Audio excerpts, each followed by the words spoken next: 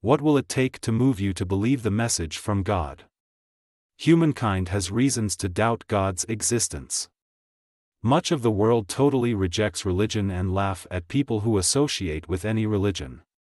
We each live in our little world and see things differently. Some are astute enough to realize that the religions of the world are all fabricated, that is, they are not the truth. Nonetheless, at the same time, many religions can be powerfully controlling. The one thing many religions use to support their doctrines is the Bible. God or the Bible is not the problem, but in the process of distorting the truth, the Word of God loses its effectiveness.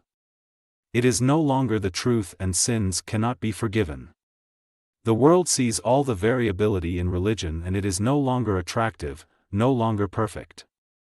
In order for religion to maintain their lies and their support, they often become very aggressive and outwardly cruel. There are two things to overcome in life, and the first is sin. The second thing is religion. Religion brings deceit, and behind that is the proliferating of long-held but erroneous teachings. In some way, those religions are the beneficiary of monetary gains and an increasing control over people. These are very evil motives. However, the most evil aspect of religion is misleading people such that they believe all is well, but in the end they lose their souls. There is an obvious question, and it is, how can God allow this to happen? The answer is associated with God's nature, we might say God's perfection. To understand the process of determining those acceptable to share in the divine nature, one needs to be aware of God's nature and how that defines his test. You need to know this.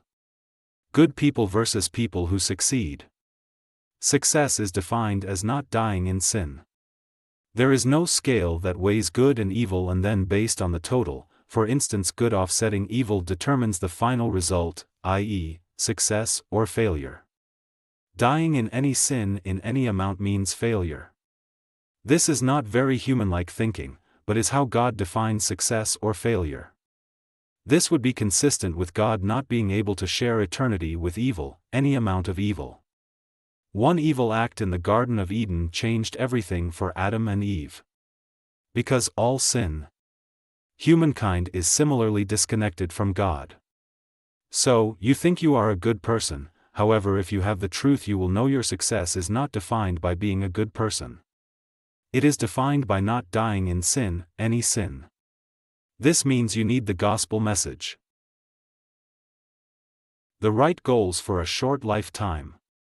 We can look around and assign by observation people who are successful and those who are failures. It would be a very physical, earthly evaluation, for instance based on possessions or lack thereof. What is your goal? Undoubtedly, it will be related to some things that bring peace, joy, contentment. That seems fine, but knowing life ends, are those the right goals? If you also know that the way you live might determine your ultimate post-death quality of existence, then are your goals really properly directed? You do not believe in God, or doubt God's existence and have settled into death is followed by non-existence.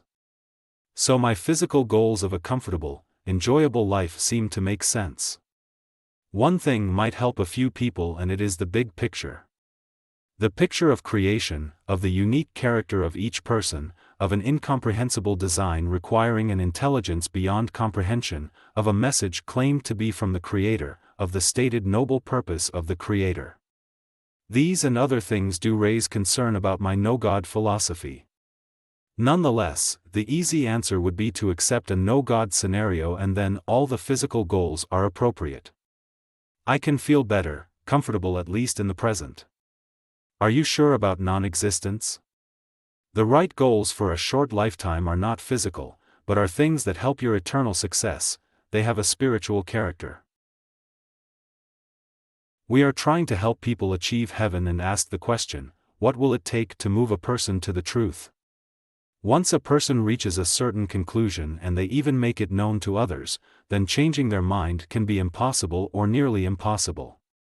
God knows this and indicates being saved requires a person who loves the truth. Such a person can reject what they currently believe if they come in contact with the truth. They will accept nothing less than the truth. Throughout the scriptures, God indicates it will be pride that comes before destruction. Proverbs 16 verse 18. Pride goes before destruction, and a haughty spirit before a fall. Among the things God hates is a proud look. God in His perfection is aware of how many souls will be lost due to pride. Consequently, He consistently warns of pride. Pride has many partners such as selfishness, greed, hate, and many others. So how much of the world lives in pride? Well, almost all of it. Pride is in opposition to God and totally incompatible with His perfection. Those living in pride cannot hide this characteristic, but it comes out from time to time. They avoid the opportunities to demonstrate kindness, love, and concern for others. Pride is a characteristic representing what is wrong with the world. It is a great sin and referred to as the pride of life. There can be no success in pride. Now, knowing this and wanting to share in the divine nature, can you change? Can you live for Christ and the gospel? It seems few can live for other than themselves. These 6 books can help you understand God and how to succeed. The evidence in these books far exceeds what is available from all the religions of the world. That might seem incredible, but it is easily the case since the world's religions stumble with the basic principles of God and everything gets worse from there. You will not be disappointed, because this is what you need and you will know it.